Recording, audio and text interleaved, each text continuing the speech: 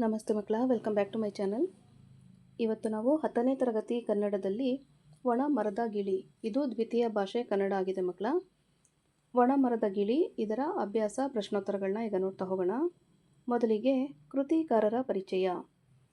ರಾ ಮಿತ್ರ ಅವರ ಪೂರ್ಣ ಹೆಸರು ಅಕ್ಕಿ ಹೆಬ್ಬಾಳು ರಾಮಣ್ಣ ಮಿತ್ರ. ಇವರು 1935ರಲ್ಲಿ ಮಂಡ್ಯ ಜಿಲ್ಲೆಯ ಅಕ್ಕಿ ಹೆಬ್ಬಾಳು ಗ್ರಾಮದಲ್ಲಿ ಜನಿಸಿದರು. ಇವರು ಮಹಾಭಾರತ ಪಾತ್ರ ಸಂಗತಿಗಳು, ಕವಿಗಳ ಬೆನ್ನೇರಿ, ಕನ್ನಡ ಮೇಘದೂತ, ಒಳನೋಟಗಳು, ಆರತಕ್ಷತೆ, ನಾನೇಕೆ ಕೊರೆಯುತ್ತೇನೆ ಮತ್ತು ಇತರ ಪ್ರಬಂಧಗಳು, ಕೈಲಾಸಂ ಬದುಕು ಬರಹ ಮೊದಲಾದ ಕೃತಿಗಳನ್ನು ಬರೆದಿದ್ದಾರೆ. ಇವರಿಗೆ ಕಾವ್ಯಾನಂದ ಪುರಸ್ಕಾರ, ಗೋರೂರು ಸಾಹಿತ್ಯ ಪ್ರಶಸ್ತಿ, ನವರತ್ನ ರಾಮ್ ಪ್ರಶಸ್ತಿ, ವರ್ಧಮಾನ ಪ್ರಶಸ್ತಿಗಳು ದೊರೆತಿವೆ. ಅಭ್ಯಾಸದಲ್ಲಿರುವಂತಹ ಫಸ್ಟ್ ಹೆಡಿಂಗ್ ನೋಡಿ ಮಕ್ಕಳ. ಈ ಪ್ರಶ್ನೆಗಳಿಗೆ ಒಂದೊಂದು ವಾಕ್ಯದಲ್ಲಿ ಉತ್ತರಿಸಿ. ಪ್ರಶ್ನೆ 1. ಬೇಡನು ಪ್ರಾಣಿಗಳನ್ನು ಕೊಲ್ಲಲು ಮಾಡುತ್ತಿದ್ದ ಉಪಾಯವೇನು? ಉತ್ತರ: ಬೇಡನು ಪ್ರಾಣಿಗಳನ್ನು ಕೊಲ್ಲಲು ವಿಷ ಸವರಿದ ಬಾಣಗಳನ್ನು ಉಪಯೋಗಿಸುತ್ತಿದ್ದನು. ಪ್ರಶ್ನೆ 2. ವಿಷದ ಬಾಣವು ಮರಕ್ಕೆ ಏಕೆ ತಗುಲಿತು? ಉತ್ತರ: ಜಿಂಕೆಯು ಬಾಣದ ಗುರಿಯಿಂದ ತಪ್ಪಿಸಿಕೊಂಡಿದ್ದಕ್ಕೆ ವಿಷದ ಬಾಣವು ಮರಕ್ಕೆ ತಗುಲಿತು. ಪ್ರಶ್ನೆ 3. ವಿಷದ ಬಾಣವು ಮರಕ್ಕೆ ತಗುಲಿದ್ದರಿಂದಾದ ಪರಿಣಾಮವೇನು? ಉತ್ತರ: ವಿಷದ ಬಾಣವು ಮರಕ್ಕೆ ತಗುಲಿದ್ದರಿಂದ ಮರವು ಒಣಗಿ ನಿಂತಿತು. ಪ್ರಶ್ನೆ 4. ಗಿಳಿಯನ್ನು ಕಂಡು ಇಂದ್ರನಿಗೆ ಆಶ್ಚರ್ಯವಾದದ್ದು ಏಕೆ? ಉತ್ತರ: ಒಣಮರವನ್ನು ಬಿಟ್ಟು ಹೋಗದೆ ಅಲ್ಲಿಯೇ ವಾಸವಿದ್ದ ಗಿಳಿಯನ್ನು ಕಂಡು ಇಂದ್ರನಿಗೆ ಆಶ್ಚರ್ಯವಾಯಿತು. ಪ್ರಶ್ನೆ 5. ಗಿಳಿಯ ಯಾವ ಗುಣವನ್ನು ಇಂದ್ರನು ಮೆಚ್ಚಿಕೊಂಡನು? ಉತ್ತರ: ಗಿಳಿಯ ತತ್ವನಿಷ್ಠೆಯ ಗುಣವನ್ನು ಇಂದ್ರನು ಮೆಚ್ಚಿಕೊಂಡನು. ನೆಕ್ಸ್ಟ್ ಹೆಡಿಂಗ್ ನೋಡಿ. ಈ ಪ್ರಶ್ನೆಗಳಿಗೆ 3-4 ವಾಕ್ಯಗಳಲ್ಲಿ ಉತ್ತರಿಸಿ. ಪ್ರಶ್ನೆ 1. ಮರವನ್ನು ಬಿಟ್ಟು ಹೋಗದೇ ಇರಲು ಗಿಳಿಯು ನೀಡಿದ ಸಮರ್ಥನೆ ಏನು? ಉತ್ತರ: ಹಲವಾರು ವರ್ಷಗಳಿಂದ ಈ ಮರವು ನನಗೆ ಆಶ್ರಯ ಕೊಟ್ಟಿದೆ, ಹಣ್ಣು ನೀಡಿದೆ, ತನ್ನ ಹಸಿರಿನಿಂದ ಮನಸ್ಸಿಗೆ ಮುದ ನೀಡಿದೆ, ನೆರಳು ನೀಡಿದೆ. ಆದರೆ ಈಗ ಅದಕ್ಕೆ ರೋಗ ಬಡತನಗಳು ಬಂದಿರುವ ಸಮಯದಲ್ಲಿ ಮರವನ್ನು ಬಿಟ್ಟು ಹೋಗಲಾರೆ ಎಂದು ಗಿಳಿಯು ಮರವನ್ನು ಬಿಟ್ಟು ಹೋಗದಿರಲು ಸಮರ್ಥನೆ ನೀಡಿತು. ಪ್ರಶ್ನೆ 2. ಸಾಮಾನ್ಯವಾದ ಲೋಕವರ್ತನೆ ಯಾವುದು? ಉತ್ತರ: ಆಶ್ರಯ ಕೊಟ್ಟವರನ್ನು ಅವರ ಕಷ್ಟದ ಸಮಯದಲ್ಲಿ ಕೈ ಬಿಡುವುದು, ಸುಖ ಸಂಪತ್ತು ಇದ್ದಾಗ ಜೊತೆಗಿದ್ದು ಕಷ್ಟದಲ್ಲಿದ್ದಾಗ ದೂರವಾಗುವುದು, ಉಪಕಾರ ಸ್ಮರಣೆ ಮಾಡದಿರುವುದು ಇವೆಲ್ಲವೂ ಸಾಮಾನ್ಯವಾದ ಲೋಕವರ್ತನೆಯಾಗಿದೆ. ಪ್ರಶ್ನೆ 3. ಗಿಳಿಯು ಇಂದ್ರನನ್ನು ಯಾವ ವರ ಕೇಳಿತು? ಉತ್ತರ: ಗಿಳಿಯು ಇಂದ್ರನನ್ನು, ದೇವರಾಜ, ನಾನು ವಾಸವಾಗಿರುವ ಈ ಮರವು ಮೊದಲಿನಂತೆ ಹಸಿರಿನಿಂದ ನಳನಳಿಸುವ, ಫಲಪುಷ್ಪ ಭಾರದಿಂದ ಬೀಗುವ, ನೆರಳನ್ನು ಕೊಡುವ ಮರವನ್ನಾಗಿ ಮಾಡು ಎಂದು ವರವನ್ನು ಕೇಳಿತು. ಪ್ರಶ್ನೆ 4. ಇಂದ್ರನು ತನಗಾದ ಸಂತೋಷವನ್ನು ಯಾವ ರೀತಿ ಪ್ರಕಟಿಸಿದನು? ಉತ್ತರ: ಗಿಳಿಯ ನಡತೆಯು ಸಾಮಾನ್ಯವಾದ ಲೋಕವರ್ತನೆಗೆ ವಿರುದ್ಧವಾಗಿತ್ತು. ಗಿಳಿಯ ತತ್ವನಿಷ್ಠೆಯು ಮನುಷ್ಯನ ಆದರ್ಶ ಬದುಕಿಗೆ ಮಾದರಿ ಎನಿಸಿತು. ಪರಹಿತವನ್ನು ಬಯಸುವ ಗಿಳಿಗೆ ಏನಾದರೂ ವರವನ್ನು ಕೊಡಬೇಕೆಂದು ಬಯಸುವ ಮೂಲಕ ಇಂದ್ರನು ತನಗಾದ ಸಂತೋಷವನ್ನು ಪ್ರಕಟಿಸಿದನು. ನೆಕ್ಸ್ಟ್ ಹೆಡಿಂಗ್ ನೋಡಿ ಮಕ್ಕಳ. ಕೆಳಗಿನ ಪ್ರಶ್ನೆಗಳಿಗೆ 8-10 ವಾಕ್ಯಗಳಲ್ಲಿ ಉತ್ತರಿಸಿರಿ. ಪ್ರಶ್ನೆ 1. ಗಿಳಿಯು ಪರಹಿತಾಕಾಂಕ್ಷಿ ಎನಿಸಿಕೊಂಡಿದ್ದು ಹೇಗೆ?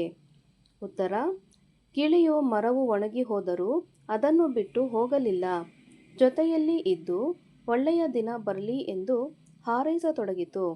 ಅದರ ತತ್ವನಿಷ್ಠೆಯನ್ನು ಮೆಚ್ಚಿಕೊಂಡ ಇಂದ್ರನು ಏನಾದರೂ ವರವನ್ನು ಕೇಳು ಎಂದಾಗ ಈ ಮರವು ಮೊದಲಿನಂತೆ ಹಸಿರಿನಿಂದ ನಳನಳಿಸುವ, ಫಲಪುಷ್ಪ ಭಾರದಿಂದ ಬೀಗುವ, ನೆರಳನ್ನು ಕೊಡುವ ಮರವನ್ನಾಗಿ ಮಾಡು ಎಂದು ಕೇಳಿತು. ನನಗೆ ಮರದ ಈಗಿನ ಅವಸ್ಥೆಯನ್ನು ನೋಡಲಾರೆ ಎಂದಿತು. ಗಿಳಿಯು ಬಯಸಿದ ಎಂಥ ಜನ್ಮವನ್ನು, ಭೋಗವನ್ನು ಇಂದ್ರನು ಕೊಡಲು ಸಿದ್ಧನಾಗಿದ್ದ. ಆದರೆ ಗಿಳಿ ಕೇಳಿದ ವರವು ಸ್ವಾರ್ಥರಹಿತವಾಗಿತ್ತು. ಅದರ ನಡತೆ ಸಾಮಾನ್ಯ ಲೋಕವರ್ತನೆಗೆ ವಿರುದ್ಧವಿರುವುದರಿಂದ ಗಿಳಿ ಪರಹಿತಾಕಾಂಕ್ಷಿ ಎನಿಸಿಕೊಂಡಿದೆ. ಪ್ರಶ್ನೆ 2. ಗಿಳಿಯ ವರ್ತನೆಯಿಂದ ಮಾನವನು ಕಲಿಯಬೇಕಾದ ಗುಣವೇನು? ಉತ್ತರ: ಗಿಳಿಯ ವರ್ತನೆಯು ನಮಗೆ ಕೃತಜ್ಞತೆಯನ್ನು ಕಲಿಸುತ್ತದೆ. ಹಸಿರಿನಿಂದ ಮನಸ್ಸಿಗೆ ಮುದ ನೀಡುವ ಮರಗಳನ್ನು ನಾಶಪಡಿಸಬಾರದು. ಸ್ವಾರ್ಥವನ್ನು ಬಿಟ್ಟು ಬೇರೆಯವರಿಗೆ ಒಳಿತನ್ನು ಬಯಸಬೇಕು. ಸುಖ ಸಂಪತ್ತಿನ ಕಾಲದಲ್ಲಿ ಜೊತೆಯಲ್ಲಿದ್ದವರು ಕಷ್ಟಕಾಲದಲ್ಲೂ ದೂರವಾಗದೆ ಅವರ ಜೊತೆಗಿದ್ದು ಉಪಕಾರ ಸ್ಮರಣೆಯನ್ನು ಮಾಡಬೇಕು ಎಂಬ ಗುಣಗಳನ್ನು ಗಿಳಿಯ ವರ್ತನೆಯಿಂದ ಮಾನವನು ಕಲಿಯಬೇಕಾಗಿದೆ. ನೆಕ್ಸ್ಟ್ ಹೆಡಿಂಗ್ ನೋಡಿ ಮಕ್ಕಳ. ಸಂದರ್ಭದೊಡನೆ ವಿವರಿಸಿರಿ. ಮೊದಲನೇ ಸಂದರ್ಭ: ಇಂಥ ಒಣಮರದಲ್ಲಿ ಏಕೆ ವಾಸ ಮಾಡುತ್ತಿದ್ದೀಯಾ? ಆಯ್ಕೆ: ಈ ವಾಕ್ಯವನ್ನು ರಾ ಮಿತ್ರ ಅವರು ಬರೆದಿರುವ ಮಹಾಭಾರತ ಪಾತ್ರಸಂಗತಿಗಳು ಎಂಬ ಕೃತಿಯಿಂದ ಆಯ್ದ ಒಣಮರದ ಗಿಳಿ ಎಂಬ ಪಾಠದಿಂದ ಆರಿಸಲಾಗಿದೆ. ಸಂದರ್ಭ: ಈ ಮಾತನ್ನು ಇಂದ್ರನು ಗಿಳಿಗೆ ಹೇಳಿದನು.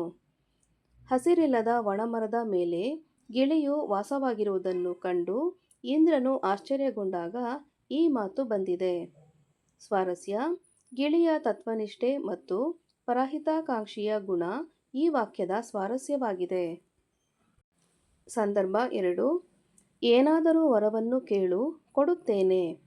ಆಯ್ಕೆ: ಈ ವಾಕ್ಯವನ್ನು ರಾ ಮಿತ್ರ ಅವರು ಬರೆದಿರುವ ಮಹಾಭಾರತ ಪಾತ್ರಸಂಗತಿಗಳು ಎಂಬ ಕೃತಿಯಿಂದ ಆಯ್ದ ಒಣಮರದ ಗಿಳಿ ಎಂಬ ಪಾಠದಿಂದ ಆರಿಸಲಾಗಿದೆ. ಸಂದರ್ಭ: ಈ ಮಾತನ್ನು ಇಂದ್ರನು ಗಿಳಿಗೆ ಹೇಳಿದನು. ಗಿಳಿಯ ತತ್ವನಿಷ್ಠೆಯ ಗುಣವನ್ನು ಮೆಚ್ಚಿದ ಇಂದ್ರನು ಅದಕ್ಕೆ ಏನಾದರೂ ಸಹಾಯ ಮಾಡಬೇಕೆಂದು ನಿರ್ಧರಿಸಿದಾಗ ಈ ಮಾತು ಬಂದಿದೆ.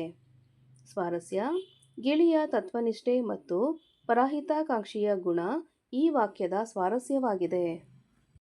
ಸಂದರ್ಭ 3: ಅದರ ಈಗಿನ ಅವಸ್ಥೆಯನ್ನು ನಾನು ನೋಡಲಾರೆ. ಆಯ್ಕೆ: ಈ ವಾಕ್ಯವನ್ನು ರಾ ಮಿತ್ರ ಅವರು ಬರೆದಿರುವ ಮಹಾಭಾರತ ಪಾತ್ರಸಂಗತಿಗಳು ಎಂಬ ಕೃತಿಯಿಂದ ಆಯ್ದ ಒಣಮರದ ಗಿಳಿ ಎಂಬ ಪಾಠದಿಂದ ಆರಿಸಲಾಗಿದೆ.